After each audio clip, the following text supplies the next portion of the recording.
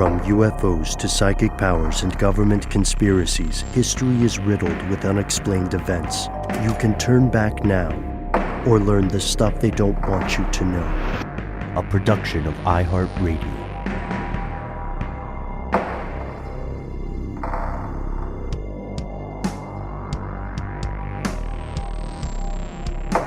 Hello, welcome back to the show. My name is Matt. My name is Noel. They call me Ben. We're joined as always with our super producer, Alexis, codenamed Doc Holiday Jackson. Most importantly, you are here, and that makes this the stuff they don't want you to know.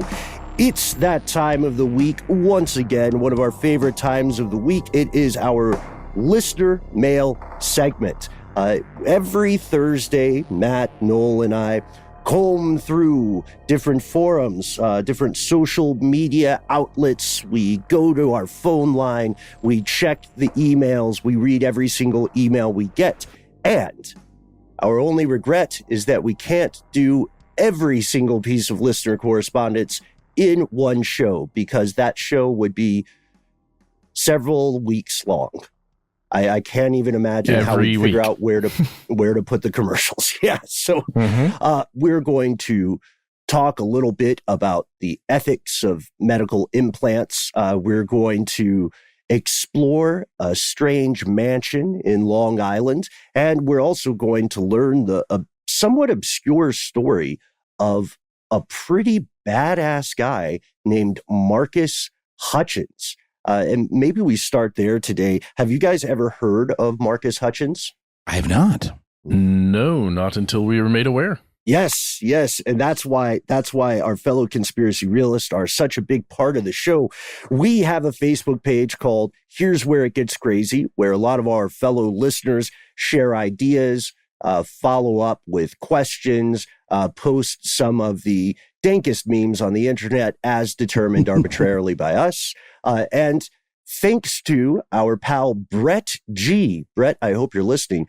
We owe you one. Thanks to you, Brett, we learned the story of a guy named Marcus Hutchins. So Marcus Hutchins was, he had his online handle was malware tech, all one word. And he's what people outside of the InfoSec community would just call a hacker. He's a pretty young dude. He was born in 1994. And if you have heard of him, you have almost certainly heard of him due to a Wired article that came out in 2020, written by Andy Greenberg.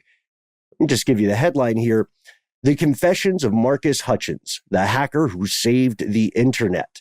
At the tender age of 22, this guy put a stop to the worst cyber attack the entire planet had ever experienced up to that point. And then Uncle Sam arrested him.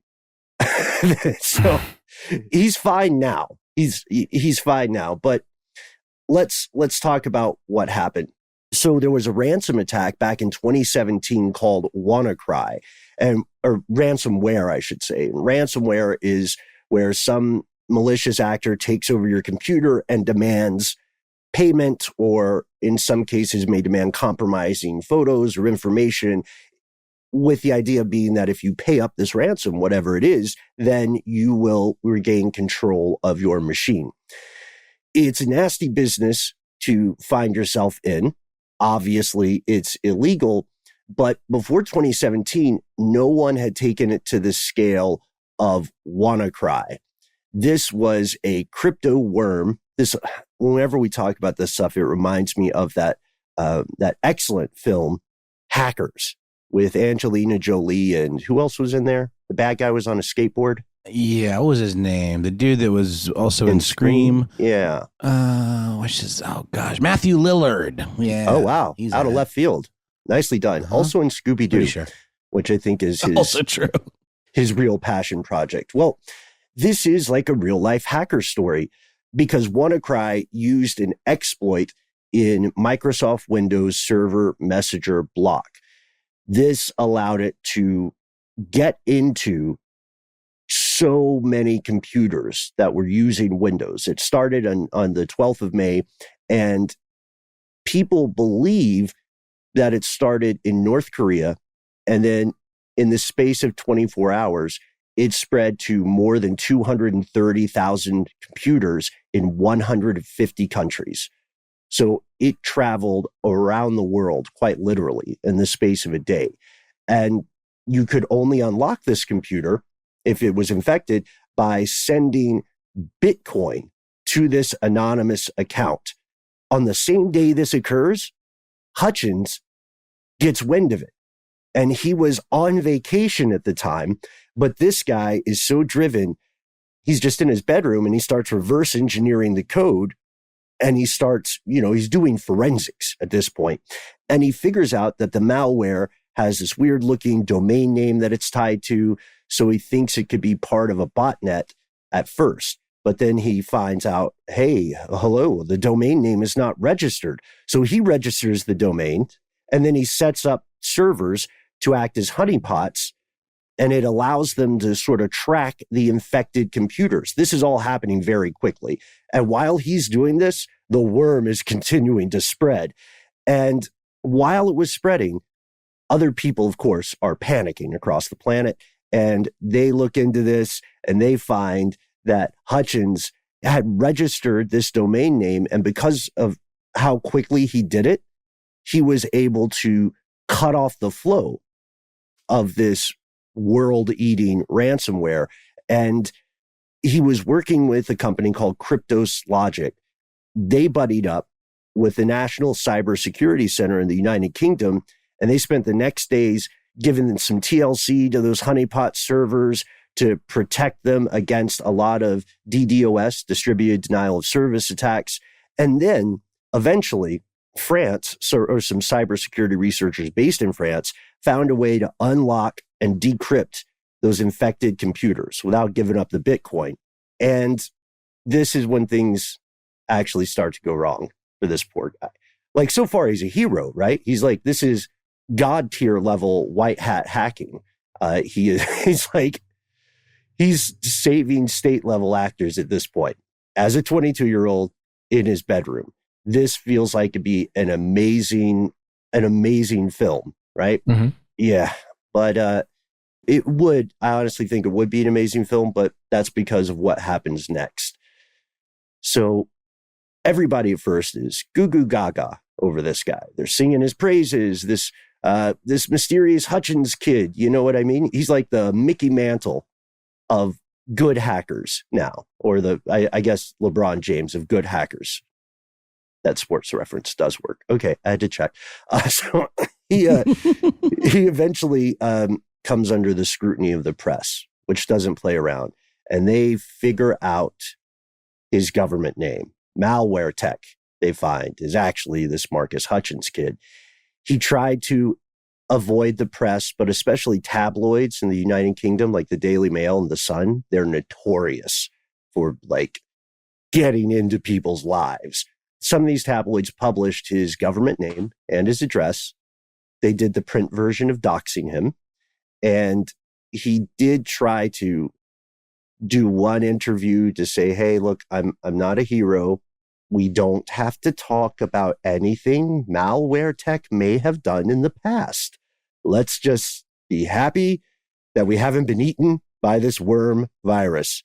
And he goes to DEF CON, and this is in 2017. And this is interesting because, guys, we used to go to CES, the Consumer Electronics Showcase that was held in Las Vegas. And sometimes, I don't know if you guys remember it, sometimes they would overlap.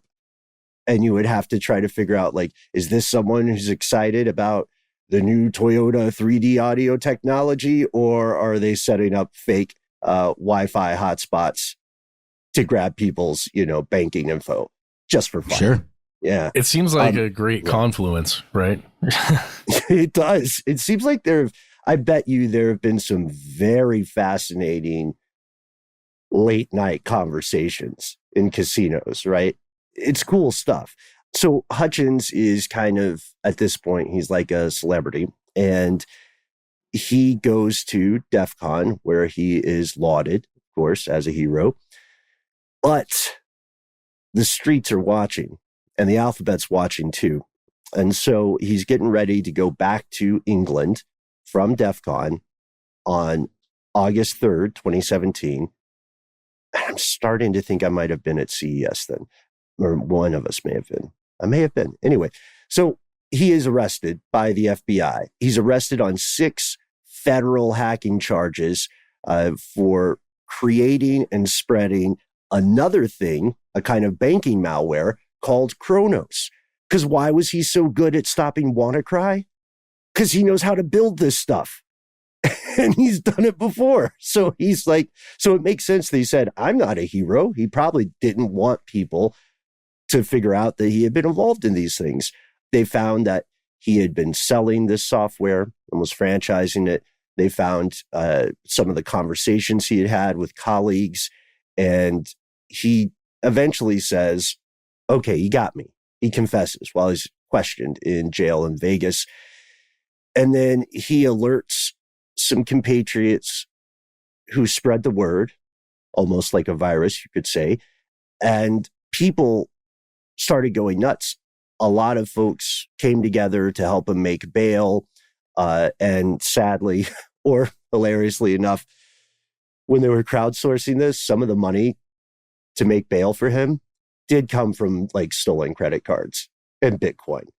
So somebody probably used some malware to help get this guy out. But people were concerned that like a lot of conspiracy theories started to spread. And people are saying, you know, the FBI locked up Hutchins because the FBI was actually behind, you know, WannaCry. And we talked, I could swear we talked about WannaCry back in the day when it came out. Definitely. Right? Yeah. I mean, it's a very striking name. It's hard to forget that one. But I can't remember. I think it was in a larger episode about hacks. Or, you know what, Matt? I think it was you maybe brought it as a strange news segment. Maybe. Because that was... It's been a while, but I just seem to associate WannaCry with you for some reason. But okay. Yeah, I feel like that's just my disposition, I think. You just make me want to cry out of joy. I feel like I know we had definitely talked about it, but listeners, remind us. Can you help us out and remind us whether or not we did an episode on this? It's a fascinating story, and it's instructive because from there we start to go into the realm of true crime and backroom dealings. It's weird because he gets barred from leaving the country because he's part of an ongoing investigation. So other people in the community help find him a temporary place to live. He lives in LA for a while. He gets arraigned. He pleads not guilty. He's put under house arrest, and then he gets curfew limits and all these other things. They go hard on him for the first few months, but he had definitely decided to plead not guilty as a way of making the way for a plea bargain with the FBI. And the FBI was negotiating with him. They wanted him to flip on a couple of other hackers or other activities. They said, look, if you play ball with us, we'll reduce your sentence. You'll still get in trouble, right? You'll still have consequences, but none of those will be prison time. And that's a very tempting offer to make somebody. So he said, look, I'm not going to play ball with this. And they responded by saying, okay, we're going to add 4 more charges to the docket for you, buddy. And this was, in retaliation for him not playing ball. Fast forward 2019, he pleads guilty to, there's a total of 10 charges now. He pleads guilty to 2. And his statement is basically chalking this up to being a dumb kid who was very intelligent and had a lot of time on his hands. He eventually got sentenced to time served because he'd been on house arrest and 1 year of supervised release. And the judge who made this decision could have given him 5 years in the clink and $2,500,000 in fines just for those 2 charges. But the judge said, he's doing the right thing. And so we're not going to put him under the jail. And this is happening now. I think as we record, he is hopefully back in the UK. He did say he liked LA. but he is hopefully back in the UK. And now we have to ask, human beings are rarely one thing. One person's freedom fighter is another person's terrorist, and you might be a hero or a villain depending on the perspective of the people with whom you interact. In this case, I wanted to ask you guys and our fellow listeners an interesting thing that Brett brought to us with this story. Can we say this guy is a hero? I think we can. I think we can say he did a heroic thing. He did, yes. He did. Well, he did a difficult thing, and it provided a lot of good, right? By neutralizing the WannaCry malware. If you read the Wired article from Andy Greenberg, the Confessions of Marcus Hutchins, the hacker who saved the internet, the detail in there about some of the things he did as a teenager. I mean, I feel like Marcus knew he was doing some shady stuff that wasn't going to turn out well for a lot of other people that weren't him.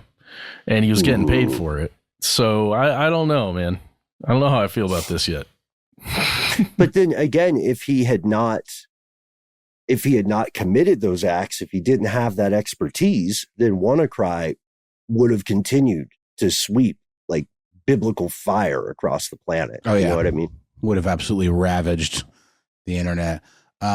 We see this a lot, though, guys. I mean, we see examples of, I forget what it was. Gosh, it was something we talked about very recently where somebody saw some source code and realized something was not protected. Like looking at some source code, realized that some internet service or site or something was very, very, very unprotected, and then reported it and then got in trouble for hacking. But all they really did was look at the source code. And I'm sorry, I'm not doing a good job of remembering exactly what this is, but this is a thing that happens relatively frequently, which makes people with internet expertise like this who could do good very reticent to report anything to anybody in a position of authority, which I understand why, because things like this happen. Yeah. And there is, that's a good point. And there is much more to the story. We're going to pause just for a moment for a word from our sponsors. And while we're on the break, let us know some of your favorite little known stories from the world of cybercrime and cybersecurity. Again, huge shout out to fellow conspiracy realist Brett G. We can't wait to go down the rabbit hole with you all. We'll be back for some more messages from you.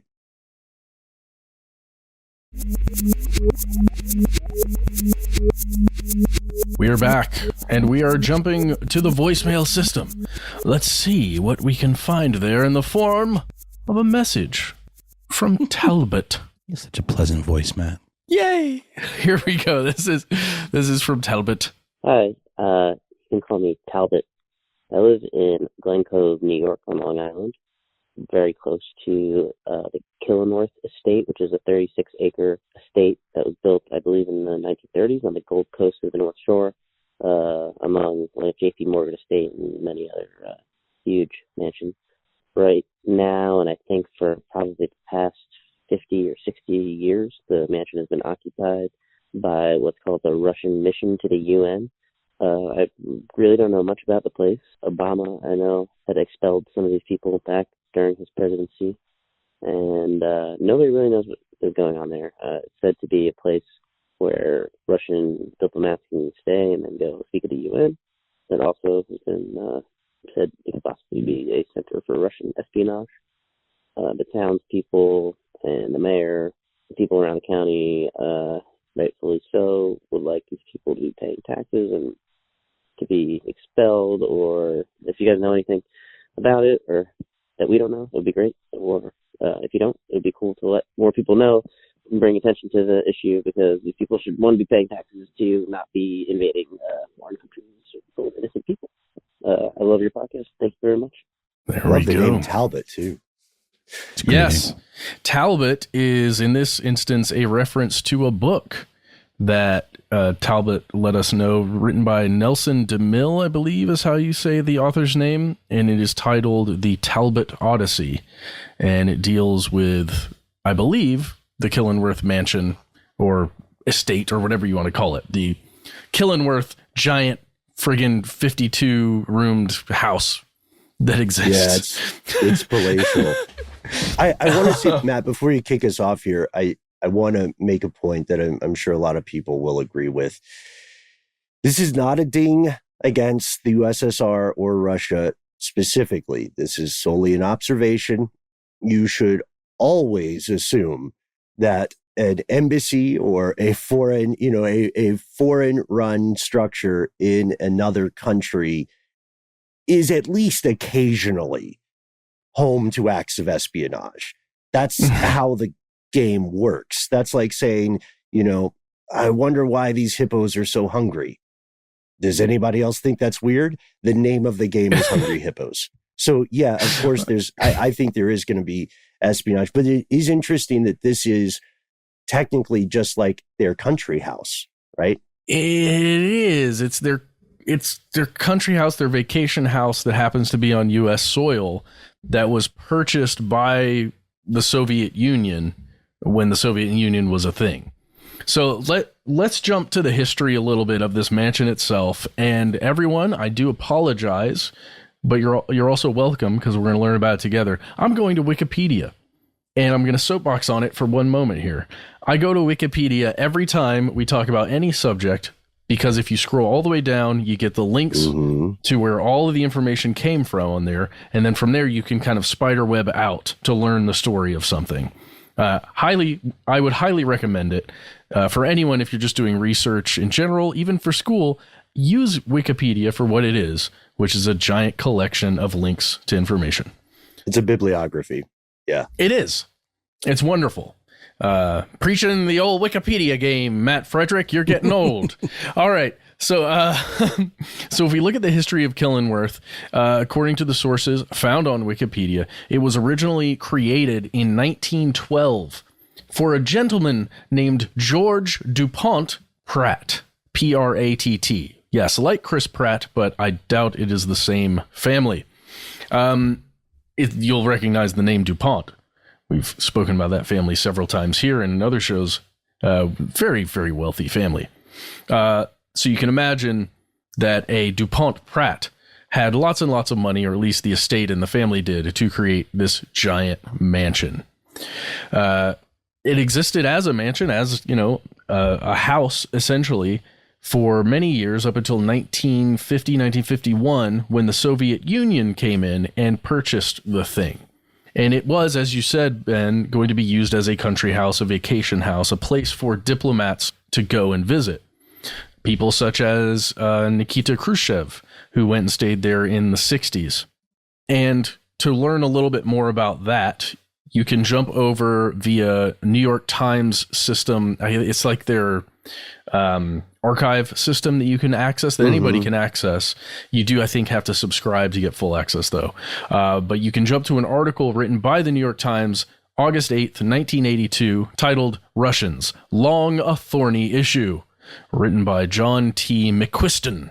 And in this article, you can actually read about, a bit of the history of this place, but as well as the issues there in Glen Cove, this part of Long Island, New York, the issues that the county and the city have had with this particular building and the people who own it, because they don't pay taxes on this property. And that recently has come up. There have been very recent protests in the past 3 years over this property and the taxes that are not paid by the owners, because it is no longer Soviet held. It is Russian held. It is the, what did Talbot call it? Because he was correct. I believe he called it the Russian mission to the UN. Maybe it's a delegation. It was titled the Soviet mission to the United Nations. The group that purchased the home back in 1951 was titled the Soviet mission to the United Nations. So I think it might be the same thing, just now the Russian version of that. And it is still used to this day by Russian diplomats and other high up folks. It's like a hospitality house kind of situation. It's a place to stay when in the United States. Yeah, that's what I mean. Yeah, like accommodations. Yeah, it's like their iHeart Hotel. Kidding. Got it. But it is. It totally is. It is. It's a place where you can go. They make use of beaches that are there, like the public beaches that exist out there, which are lovely, I hear. Tennis courts, golf, all the things that a fancy person might make use of when you're in town staying at a 52 home palatial estate. The other thing, there are so many gripes in that area, by the way, about the Russian diplomats who come in and get discounted prices on like the passes to go and park at the beach, that everybody in town has to pay for, but they get discounts. Small town stuff. I love it. I love a good small town conspiracy. yeah, but that's not the real conspiracy, right?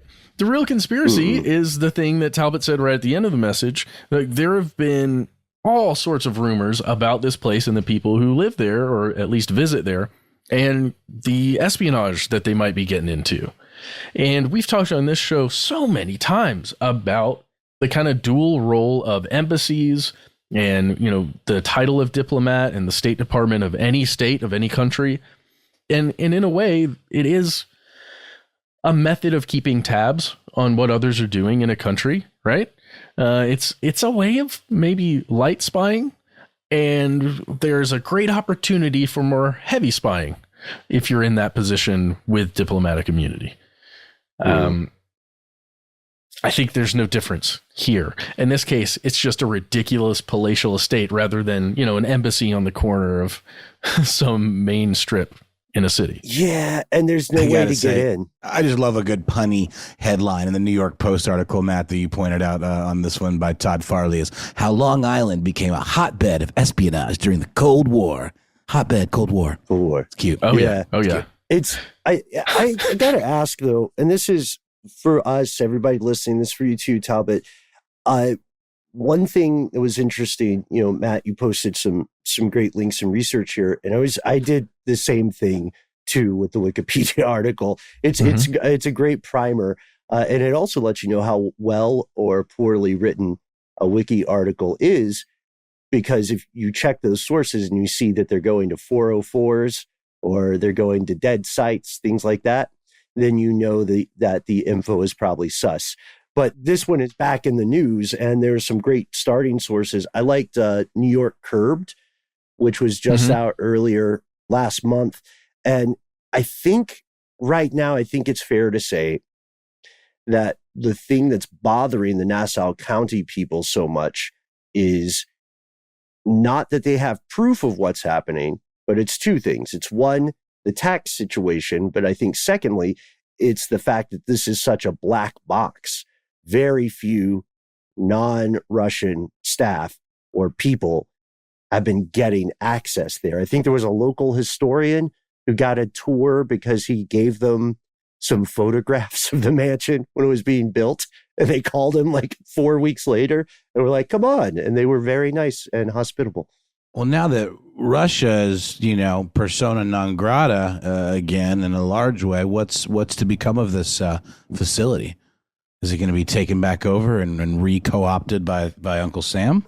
There are many who want something like that to occur. I feel like that's highly unlikely.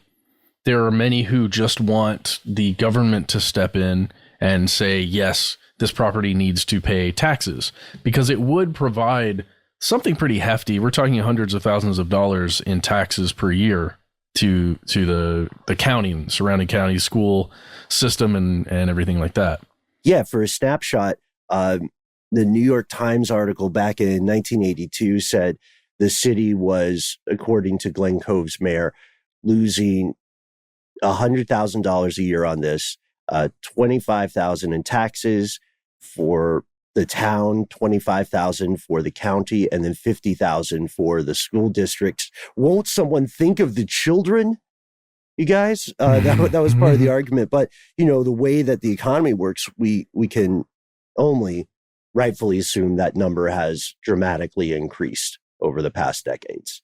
So They're not making that up. It is a drain on the economy. It is.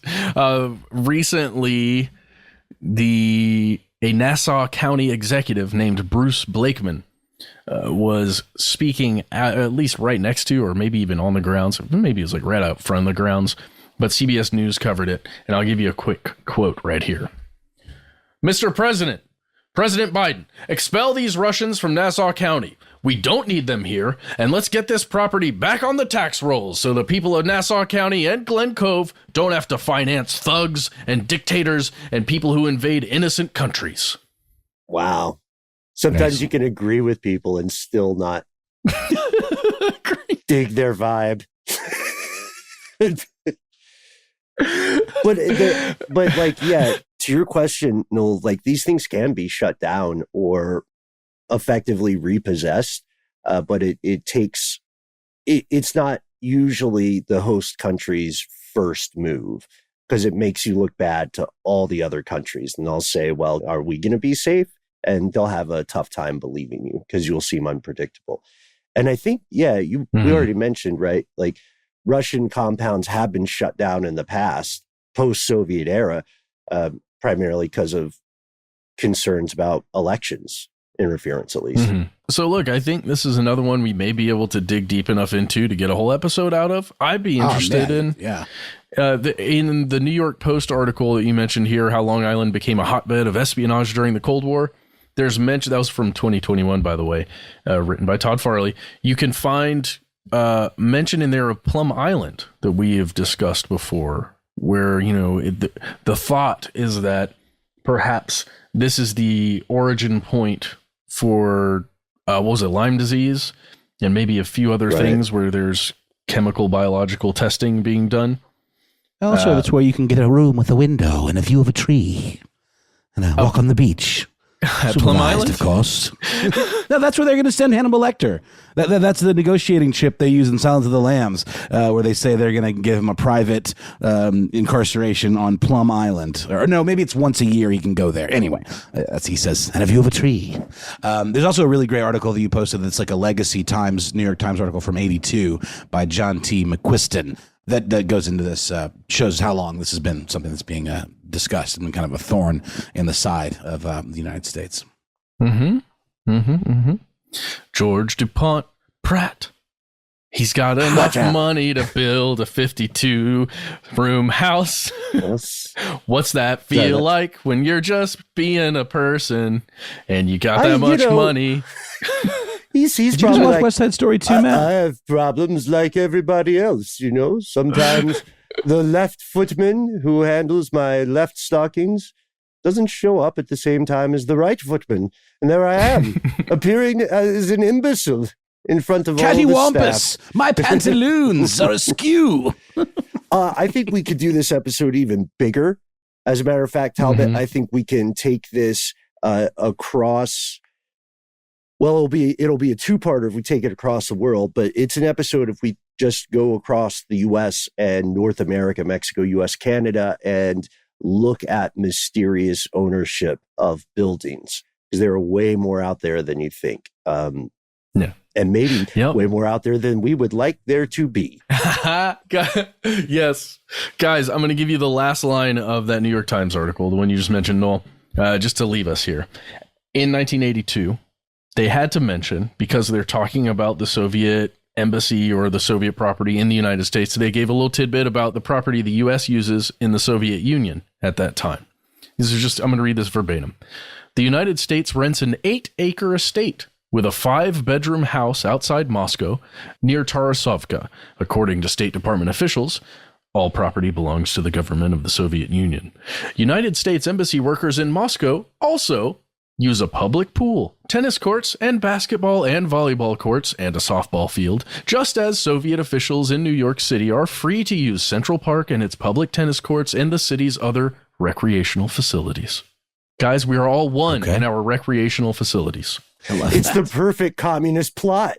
They're coming for the public pools. They're coming for the national park scenic vistas. Insidious. But it really is a good, I don't know. I feel like there's something really great about that, of being able to show diplomats from another country, even if tensions are high with that country, to show hospitality and say, no, look, check it out. This is what we're about. This is what we do. Yeah. In this case, I think the giant mansion might be a little not what the U.S. is really like. Well, I do want to say this is one important point. that is a tremendously powerful form of soft diplomacy, as well as being just hospitable as a host country. Like there was a situation with Khrushchev years and years back where one of the main things he wanted to do when he spoke with President Eisenhower wasn't really sort out the nuclear war that was on the horizon. I mean, yes, that was the official reason, but he really wanted to go to Hollywood and he really wanted to see Disney World. And they let him go to Hollywood, but they didn't let him go to Disneyland. That's right. That's powerful. Right. That's step too far. Sorry, Khrushchev, can't get in Disneyland. But I mean, somebody had to tell the man no, or at least by way of his people, and that's soft. That's diplomacy right there. I mean, like that could have started an international incident. Oh, they wouldn't let me go to Disneyland, eh? Mm-hmm. No. We'll but see about that.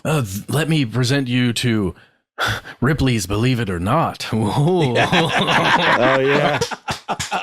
Much more popular than Disney. Yeah. Okay. And he came back and he was like, "Those Yankees are freaks, man. World's tallest man. Very, very entertaining." That's wrong. We have art museum. They have two-head cow. Okay. Okay, we're done. Look, we're done here. We're done. Thank you, Talbot. Thank you, Talbot. We'll be right back with another message from, not you, Talbot, but somebody else. Yeah, probably you.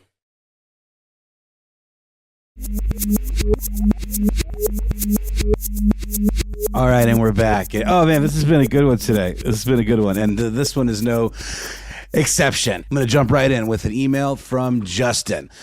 Gentlemen, he says, I wanted to reach out to you in response to your recent episode about Neuralink. You guys had briefly touched on the idea of legacy support and upgradability for tech products and how that might work when the product is part of your body. Funny enough, before that episode landed, I had just listened to this episode of NPR's Science Friday that dealt with this exact issue. I think you'll find it super interesting.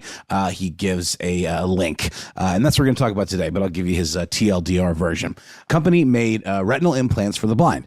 Company went bankrupt and was no longer there to provide product support for people who had these implants. This resulted in several users not being able to get broken implants fixed and not being able to get further safety information about their implants when undergoing unrelated medical procedures such as MRIs and dental x-rays. This raises so many questions about the weird gray intersection of medical ethics and corporate responsibility. It's one thing if your phone stops working or slows down because of software issues, but what happens when it's something that directly affects how you sense the world around you? You can no longer get the latest updates, so you lose your vision. That doesn't seem right at all. History has shown us that legislation lags behind technology. How many people had to be screwed over buying shady used cars before lemon laws became a thing? I worry that the same thing is going to happen when Neuralink type implants become more of a thing in our society.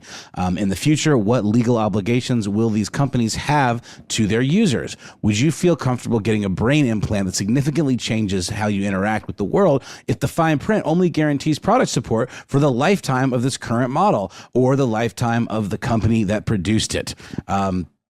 I think that's a really great place to stop, guys. I mean, this is just absolute red meat for the three of us. I know, because this is like where the line between sci-fi and kind of like real-fi kind of meet. These are things that we only would have seen in like, cyberpunk type novels or, William Gibson and the like. And now here it is. We have these neural implants. We have this stuff that, these brain kind of interfaces that will allow you to send tweets and let you interact with metaverse type 3D, internet presentations and environments. It's there, but it's not all the way there. In fact, the article that Jesse referenced from Science Friday, I'm going to go into a little bit more detail about the company in question. So the company, this was a collaboration between Science Friday and IEEE Spectrum, which we have definitely mentioned a lot. And the patient in question is Barbara Campbell, and it describes her walking through New York City subway and describes how this bionic implant kind of allows you to see. Essentially, it creates sort of crude representations of sight. Like, it's not exactly like you're getting full color, full blown sight back. It's patches of light and dark that you're able to interpret and find your way through an environment. It's a more technologically advanced version of what a blind person does with a cane, where they can kind of tap around them and see what's going on, and then they're able to convert that to a mental image of what's going on. So it's not a full replacement for vision. But all of a sudden, there's the sound of 3 beeps and the system powers down. And then no longer is she able to see these representations of light and dark. The company in question is Second Sight Medical Products. And another patient, Terry Byland, is actually, as of the publication of this article, was the only person to have received this type of implant in both eyes. So I believe the previous person that I was talking about, Barbara Campbell, only had it in one eye. And, according to IEEE, Terry Byland's became this spokesperson for the company. He got the implant in 2004, and then he got a different one in his left eye 11 years later. So he was very much, kind of early adopter of this. He helped the company test this technology and kind of became, not only an early kind of, volunteer to have this tested on him, but then he became a spokesperson, going to different conferences, doing lots of press. He even met with Stevie Wonder. And the quote from him saying, "I went from just being a person that was doing the testing to being a spokesman."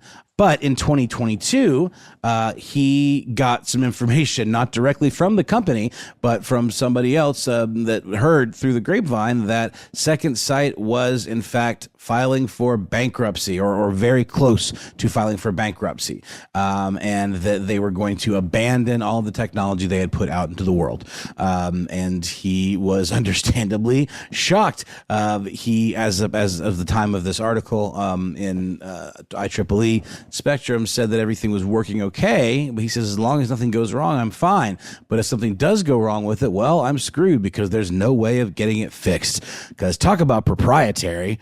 I mean, this is technology that doesn't really exist anywhere else. There could be other companies developing things like this, such as, Neuralink, but they're not going to be compatible. It would essentially be a complete rebuild. You'd have to start from scratch, which is, sounds very difficult and complicated. Another person that was interviewed for this article, Ross Doer, found out about the company going under because he got the implant in 2019, and this is a later version where he actually was able to see colors and all of this stuff and was just absolutely thrilled. But during the COVID-19 pandemic, he started to hear rumors that the company wasn't doing particularly well, and he gave a call to his rehab therapist, who was employed by Second Sight, who said, "Well, funny you called. This exact moment I actually just got laid off."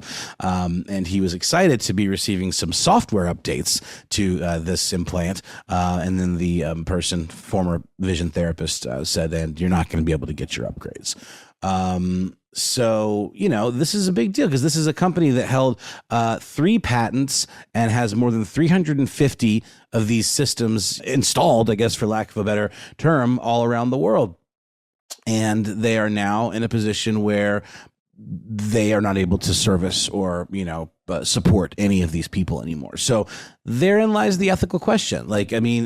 Companies go under all the time, but these are people's lives, people's livelihoods, the quality of life that people are depending on these companies for. So it's not the same as, planned obsolescence of an iPhone or an Android, and, having to get a new device every couple of years. There has to be some kind of accountability.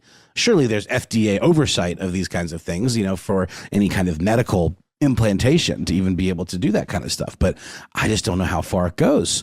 Because to the point of our listener, the technology often, almost always, is light years ahead of the legislation. So I throw this to you guys, man. What do you think? It is very sci-fi sounding, but it's a very real, functional human problem and question that needs to be addressed. You're absolutely right. It's a huge problem. I'm thinking about scale here. This was a fairly small startup company. It affected 350 people. And it is currently affecting 350 people. And I don't mean to minimize, the problems that they're going to go through because this company folded and they had to abandon their tech. I think once a company gets a little higher scale, if it then gets in trouble the way this startup got in trouble and either needs a bailout or has to shutter, I think a bigger company like a Tesla, like a GM, like one of these bigger tech companies or Google, would probably step in and purchase that company at a very low price because it is having problems, and they would continue it on because there is absolute global good that's being provided here. There is opportunity, I think, in this kind of tech for, I hate to say this, the very wealthy. Rather than a fix a problem with an eye, enhance an eye. Now you got better sight. So or a heads up display or something, instead of an ownership society. Like I gotta say, Justin, I massively appreciate this letter, and that's why I've said for years, technology always outpaces legislation. It's just, unfortunately, the lay of the land. You can't regulate something until you understand what you're regulating.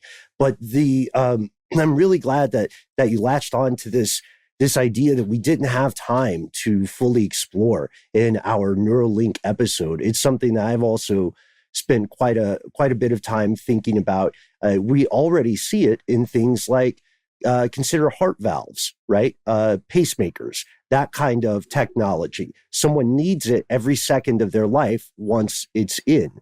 How do you handle the ethics of that in a world where, or in a place like the US where healthcare is privatized and monetized, to your point, Matt? And I didn't mean to interject here on you guys. I just think these are very important points to raise. They're only going to become more important. It reminds me, I don't know if it's out in the world yet, but years ago I wrote a short story about the last immortal, and it's a sci-fi story. It hasn't happened yet because sci-fi is fiction, at least in the beginning. And in this story, there is one person who is functionally immortal. They're physically immortal because they got all the cool upgrades, but after they got all these upgrades, the rest of what would be, post-human society had better upgrades. They could change shape. They didn't have to be the same body all the time. They didn't have to have replacement parts. They could just grow them, except for this guy. And everybody made fun of him because he was kind of like the Model T on the interstate. And that sort of stuff can happen. Civilization is getting set up to do something like that. And one of the big tipping points, inflection points for that, I would say, Justin, and I don't know what you guys think about this, but I would say the big tipping point is going to be when prosthetics or implantable devices, medical implants, become seen as better than the natural starting kit. You know what I mean? That's where we'll see even more of a divide that I think you're talking about, Matt. But that's my 2 cents, guys. Thanks. I think the tendency with this kind of thing is to look at the really high tech stuff, or things that are almost bionic type situations, like replacing a limb or replacing eyes or something like that. But there are also incredible opportunities for things like for diabetics who need glucose monitoring. Like in 2018, the FDA approved a continuous glucose monitoring implant that essentially is a surface mounted kind of thing that goes, into your skin, and you're able to tap your phone on it and get glucose readings, 365 days a year. So that's pretty neat. So there are simpler, ways that implants and things of that nature can absolutely benefit our lives beyond just making us the $600 million man or whatever. It's definitely somewhere in between. But then you're right. There's also a massive market for the super rich who want things like brain implants to let them, maybe communicate telepathically or whatever it might be. I'm being a little ridiculous here, but it's not that far off. We know these things are possible. The guy what was it? Somebody sent a brain tweet recently or posted something talking about how he wanted to hear the new Tool album, and then he really wanted a Miller Lite. Mm-hmm. They wanted Miller Lite. The beer is so good you can drink it with your mouth. And they wanted to listen to the new Tool album. They sent it. You're absolutely right. They sent it entirely through the power of thought. Really? So we're getting there, but gotta be careful, because if you get this stuff implanted and then all of a sudden there's no support for it, or they gotta be. So can you imagine if a software update bricked your implant? And we've seen that happen, bad software updates go through all the time. Or what if does it then expose you, if your device is internet connected, to get something like a WannaCry, some sort of virus in your implant or in your, We talk about that all the time with self-driving cars and the idea of them being connected to the internet and how important it is that things like nuclear power plants are not connected to the internet. So, I mean, presumably if you're sending a tweet with your mind, then your mind is somehow connected to the internet. And I just want to know what the implications of that are. I'm not living under any illusions that all of a sudden somebody could control you Manchurian Candidate style. It's not it's not the nature of the implant, but who knows? If you can send information out, maybe somebody could send information in. Yeah. Well, here's the good thing, guys. If there is some kind of problem with the implants in the future, the spies who hang out over at the Killenworth mansion will hear about it because they're watching, right? They'll alert Marcus Hutchins, and he will immediately start working on the problem. You're welcome. I love it when we tie all the stories together in the end. We don't always do it, but when we do, it's chef's kiss. And we hope you enjoyed these stories as much as we did, folks. There's more to come on these. Thank you, of course, to Talbot. Thank you to Justin. Thank you to Brett over there on Facebook. And thanks to everybody who took time out of their day to tune in and took time to share some strange stories from around the world and, occasionally outer space and inner space. If you want to be part of the conversation, we, of course, would love to have you. You can contact us any number of ways. If you're listening to a podcast, I'm going to go out on a limb and say you probably have access to the internet. So maybe you can find us online. Yes, point your brain internet browser device to Facebook, Twitter, or YouTube, where you can find us at the handle Conspiracy Stuff. We're Conspiracy Stuff Show on Instagram. If you don't want to do any of that stuff, or your brain, your device is on the fritz, well, there's another way. You can reach us by telephone. Yes. Pick up your telephone, you call your local bookstore, and you say, hey, I don't want to use Amazon. I don't want to give Zaddy Bezos any of my money. I want to order stuff they don't want you to know from you.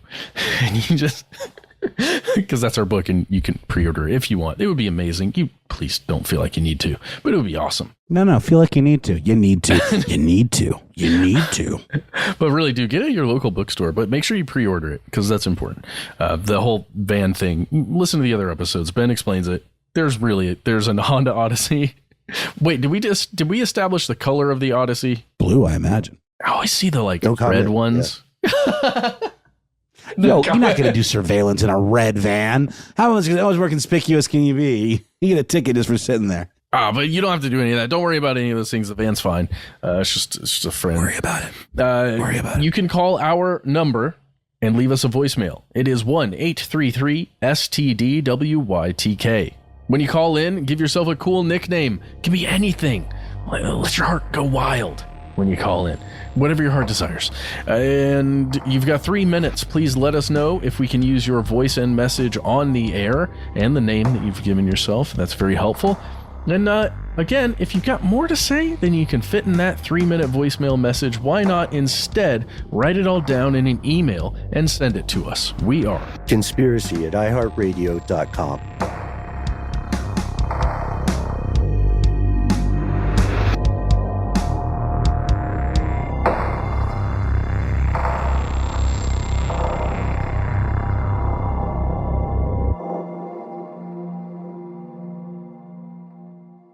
Stuff They Don't Want You to Know is a production of iHeartRadio. For more podcasts from iHeartRadio, visit the iHeartRadio app, Apple Podcasts, or wherever you listen to your favorite shows.